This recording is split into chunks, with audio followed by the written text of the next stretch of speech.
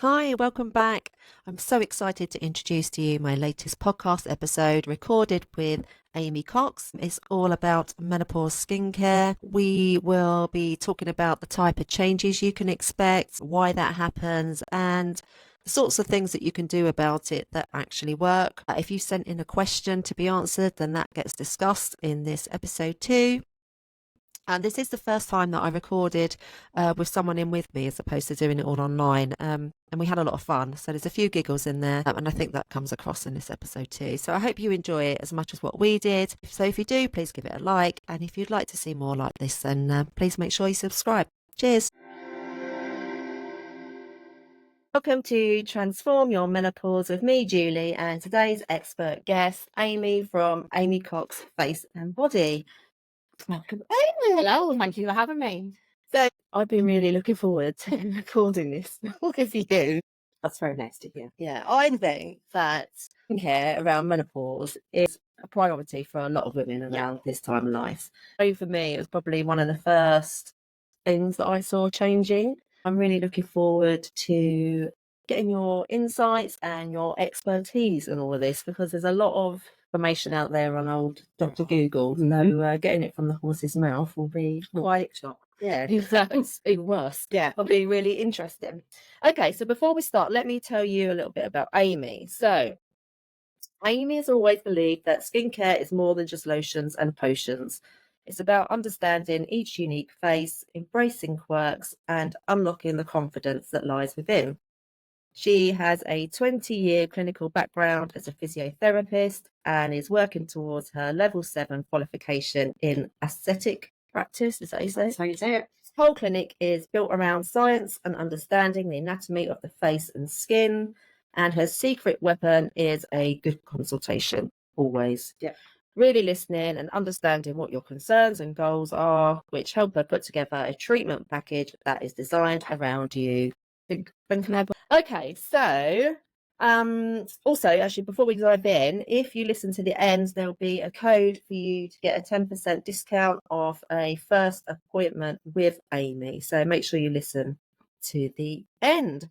Okay, so let's talk a little bit about you first. How do you go from being physiotherapist to skin expert?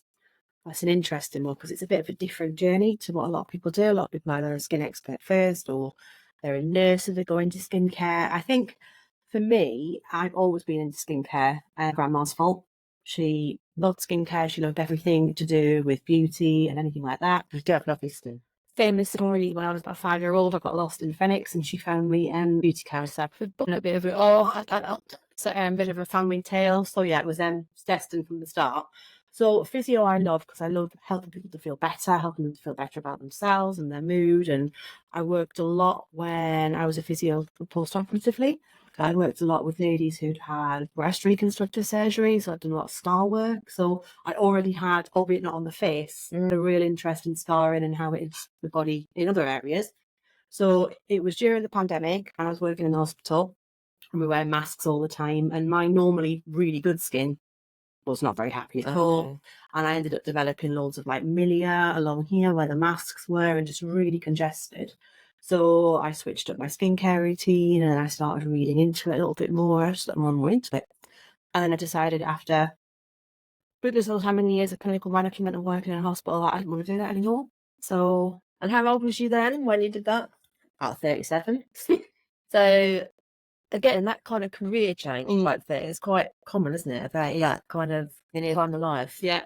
Kind of find what excites you, don't you? Your passion. You do, and that's where at midlife crisis came from with my Instagram handle, because rather than being like some people we know buying a Porsche, when you have a bit of a midlife crisis, I decided I was going to change my career, but for the better. But actually, what I managed to do is I thought I was going to leave one and start another. I've actually managed to balance them. It's got nice, that's both, isn't it? And clearly, from what you were saying earlier about your physio work, there's a lot of overlap. Massive, huge. And it probably helps with trust as well between you and your clients, having that kind of clinical background. It does, and I've spent the last 20 years listening to people what they need and pretty much making people do things that they don't really want to do. So my levels of persuasion are rather good. But an empathetic ear as well, because I think when people come to see you, they're probably not feeling their best, not their most confident with their skin. And I think particularly when we're talking about the face, it's the thing that people see first and notice. It is. I think having somebody who's got a bit of a medical background, when you have got underlying conditions going on, whether it be hormonal or lots of different things, then it does help having somebody who understands the drugs, understands definitely feeling, understands the process. So what changes do you see then around about the time of menopause in sort of the face skincare? Because we know the face shape can change, can't it? Yeah. The jaw tends to recede a bit. Yeah, one of the big things is loss of volume. So we lose collagen, which is a bit like your building blocks of your skin. So we lose collagen and we lose elastin, which is the stuff that makes things nice and stretchy. So unfortunately, things get less volume, so they look a bit more hollow, and then they're not as stretchy, so it doesn't bounce back as well as it was. Think about an elastic band, when you get it out, it doesn't retract quite as well as it does. So they're the main things that happen with aging. That's natural. And then you couple that with the environments that we work in. So when you live somewhere rural with better air quality, you're not going to be exposed to as many the nasties in the environment. Whereas if you're traveling into somewhere like London every day, you're losing all that. all that pollution on your skin, it impacts it. Your sun, how much you've been in the sun. Smoking, all the usual suspects. We don't really want to think about. I mean, I think that the young ones now are actually brilliant with their SPF and things like that. It's come up. I was about to say that. That's probably one of my biggest regrets. I didn't know about it when we were younger, to put on like SPF all year. The cheapest anti-aging product you can ever use is SPF 320. Yeah. And when I heard that, I thought that's a really important quote. Yeah, that is a good one. Anything else specifically menopause skin you want to talk about? So I think a lot of people talk about how their skin dries out. And that's not usual. Estrogen levels can change and it can cause dryness. But similarly, on the flip side, I see people get more oily. Yeah. So I think it's less about what the actual change is being linked to menopause and just about the fact that it's a change for you. Different for you, what you know. Therefore, what can we do to put you through it? So anti-aging products necessarily not my favourite term. Yeah, it's not a nice term. No, it's not. More in for like pro-aging. Yeah. Those sort of a generic label might not be the best product for you and what's going on in your skin then. It drives me mad actually, that sort of term. And my favourite, in some of the shops you'll see for over 40s, this for over 50s, and you just think, no. Whatever product you put on your face has no idea how old you are. Yeah. It doesn't know how old you are. All it knows is this is a product. It's got these ingredients in it, and these ingredients are designed to do this one thing. So it's what does your skin actually need? Exactly. Okay. And that's where your consultation comes in. That's where it's key to understand what's going on for that person, because you can have a skin type, which is what you're born with, if you're oily, you're dry, your combination, and you can have a skin condition. Your skin type doesn't necessarily change throughout your life, but your skin condition can. So you might have always had oily skin, all of a sudden you've got dry patches. You might have always had like combination skin, and all of a sudden you've got a really oily T-zone. And that's what can happen. Those hormonal changes and fluctuations. So as you say, that's where the beauty and power of a consultation comes in, doesn't it? And having that expert eye cast over. It is, and it's a shame because obviously the mainstream media and the social medias of the world, you see all of this stuff is thrown at you anti-aging. They clock on that you're in your 40s and all of a sudden your whole feed is full of things that aren't necessarily the right thing for you. Well, Pinterest seems to think that I'm in my 50s. I think that already. Then I care how worried about that will happen, I don't think. All right then, so a few questions. Yes. Then it kind of leads on nicely from what you were saying. Then what can be done about adult acne was one of them. Not that uncommon, adult acne. But a lot of girls come in to me. It can happen in your 20s. It can happen in your 30s. It's to do with the amount of oil production in your skin. So if the level of oil production changes, then you're potentially going to end up with acne. It can be done about it. Again, it depends on the why. Why is it happening? What's going on? So it can be it's your actual change in your skin structure, more oily or less oily. It can be to do with the changes in the oil level in your skin. It can be hormonal. It can be stress related, because we all know stress hormones. Stress is like huge. Yeah, what I talk about like all of the time. The environment you're in. Sometimes it can be kicked off by products that you started using. That something's not happy, and your skin barrier, which is that top protective layer of the skin, gets really angry, and all of a sudden a lot of bacteria sort of gets in there. So there can be lots of different reasons, and again, that is why that comes down to that consultation process. Yeah, I'm just trying to think like from the other side, the flip side of it. So like hormone changes, it's like the same thing, isn't it? HRT helps to balance that in some women, it doesn't in others. Yes. And then you've got like the real kind of fundamentals, the basics like sugar. And how that, like alcohol, how much that impacts like the skin. Yeah. I had this is one of my clients once, and she's been really good. We did a big transformation with her acne, and she cut out dairy, because dairy, sort of, and cheese are one of the big ones. She cut out the chocolate. She'd done so well, and she came to me. She had a breakout, and she was like, "I said, well, what have you done? Where have you been?" She said, "I've been out on the weekend." I said, well, "What have you drunk?" She said, "I've only had wine," and I was like, "Yeah, sugar." See, Wine. I have rosacea. Not that bad. You wouldn't really notice it so much now. Not unless you're a skincare expert sitting this close to me. You know, anything like that for me is alcohol, my sugar. So, like little pimples come out, but sometimes you have to like Make that choice. Sit on that rosacea scale, but for me now, and it's something I've developed through like health conditions and over years, is that I have a bit of an allergy to certain colourings. Alcohol, not in foods. There's obviously like, so anything that's fruity, so you know, like a fruity cider, pink, I will literally flush from my chest right up to my hairline. But it's knowing what it is, isn't it? Because then you make that choice. Yeah. I know, well, now I have that one today because I'm not going to have a photo done. Yeah, but I mean, I had that. I was just kind of putting my restaurant snakes up on you, and I can just feel, it's fairness coming up from sort of my chest up, and I think, oh. That also for me as well is when I know that my hormones are on a little bit of a fluctuation, because I'm pretty stable most of the time. And if I do get a flush when I've had a drink or something like that, then I think, oh, I'm on a little bit of a little bit showing and not quite ready to cook. Yeah, as well as you would normally. It's interesting. But yeah, rosacea is a really tricky one. Really tricky one. Probably one of the hardest ones to manage. And actually, I was just thinking about connect with that one as well, because some Ps might be looking to prescribe maybe like a low dose antibiotic. That's a real tricky field, because you can actually get people call it acne rosacea, but you hold pustular rosacea, and it's rosacea but with the acne pimples.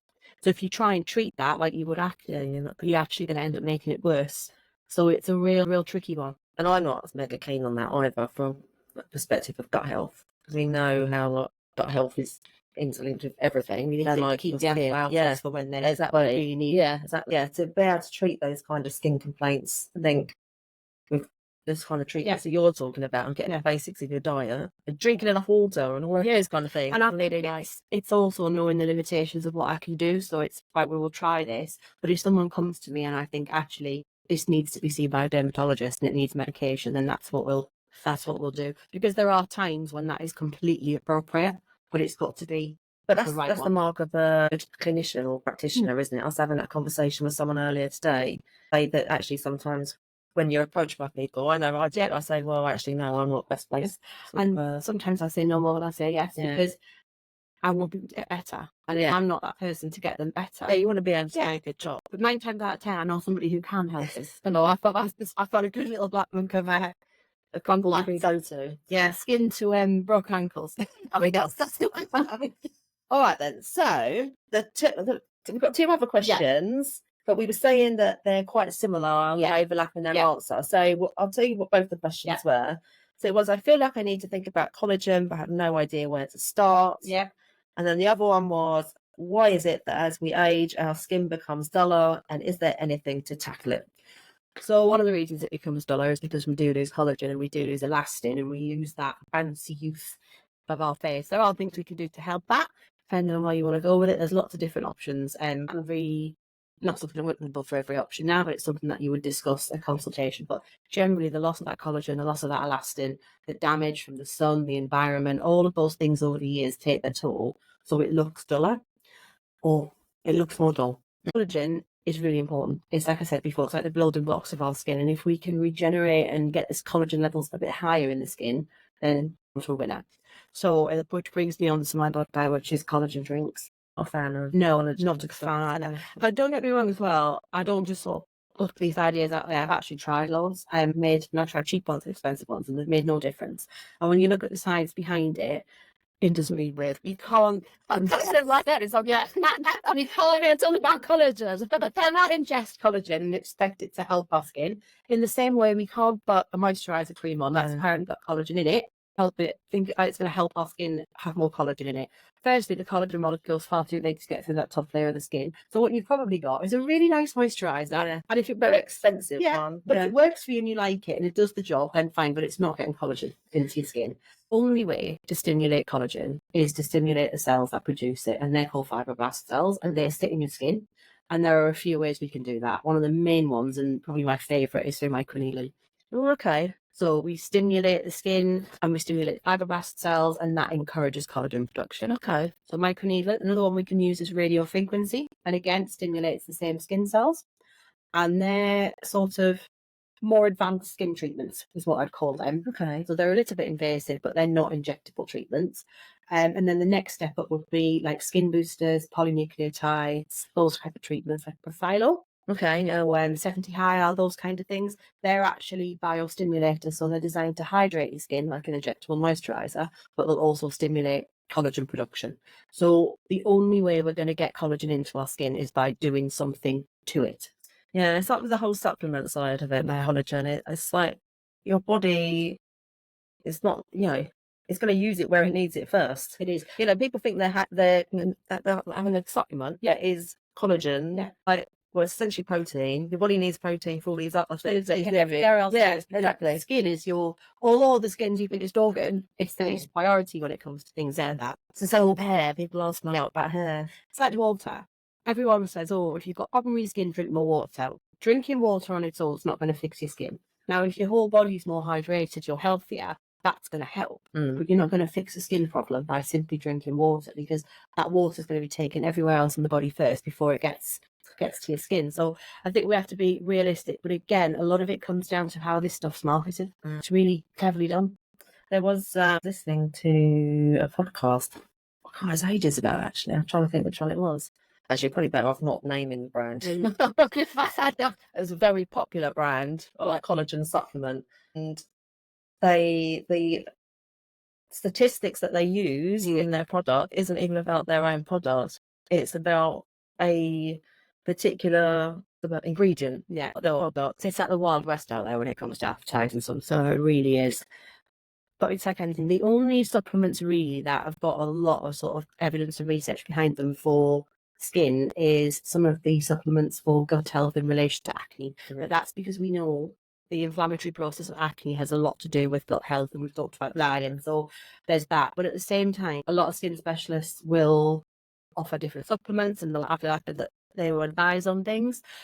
For me, outside of the general diet stuff, I think that sits outside of my field. There's a reason why dietitians have a degree. There's a reason why they're good at what they do, and there's a reason why they do the training they do. So I think stimulating, leave that to them. And this is what I mean. I can find you those people to go and talk to. That's not a problem. And in some cases, it's really appropriate. But you've got to know your lane. Definitely. I think that's bringing us right to our end. Is there anything else you want to talk about? What about your own products? Yes, I have some of my own hair products. What I wanted really was a really nice basic range, so that's what I've done. I think when it comes to active skincare, so things like retinols and sort of the stuff that's really going to make skin changes, and we leave it to the big brands who've got all the scientific research and the pharmacists. But when it comes to nice simple skincare like a moisturizer, a cleanser, an oil, I've got some nice basic options. And I suppose that is probably what most people need, isn't it? It is. A decent And that's skincare regime. And that's where I start most people, because it's habit, and you know all about habits. You've just got to get yourself into the habit of doing it. Find the time to do it. And it's the big thing I say to people is it's not vanity, it's self-care. It's looking after yourself.